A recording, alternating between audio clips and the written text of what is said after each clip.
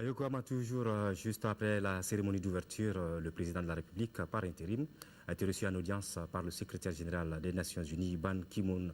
Le déploiement des casques bleus au Mali était au centre des entretiens. Le professeur Dioncounda Traoré a à son tour reçu le haut-commissaire des Nations Unies pour les réfugiés avec qui il a évoqué les dispositions pour le retour rapide des Maliens qui avaient fui les combats au nord de notre pays. Dernière personnalité reçue par le président de la République par intérim, c'est le président de l'agence japonaise de coopération internationale JICA. Le point de cette série d'audience avec nos envoyés spéciaux Sidiki Dambélé et Idrissa Traoré.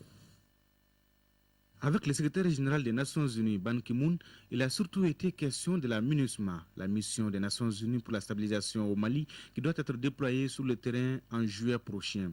Ban Ki-moon assure que la machine est bien en marche et que la paix au Mali aujourd'hui est une priorité et une urgence pour le monde entier.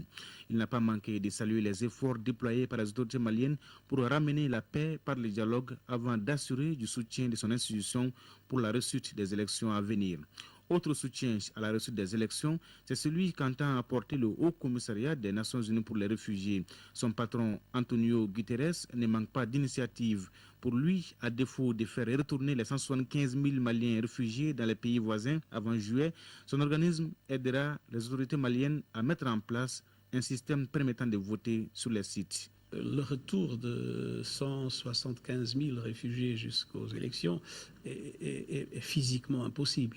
Le travail qu'on fait ensemble à ce moment-là, c'est pour créer des conditions pour que des réfugiés puissent, d'une façon volontaire, voter, même à l'extérieur du pays, mais il y a tout un travail pour garantir que ça puisse se faire d'une façon correcte. L'agence japonaise de coopération internationale, la JICA, coordonne l'aide publique au développement du Japon. Son président Akito Tanaka est venu réaffirmer, lui, au président de la République, la volonté de son pays de développer davantage la coopération technique avec le Mali. La coopération japonaise sera prête à repartir et la coopération nippo-malienne, n'est-ce pas, dès la situation sera remplie.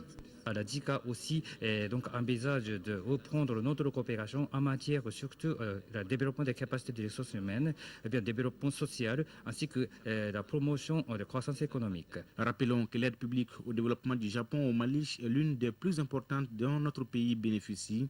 Elle se chiffre à près de 600 millions de dollars pour la coopération technique et les dons.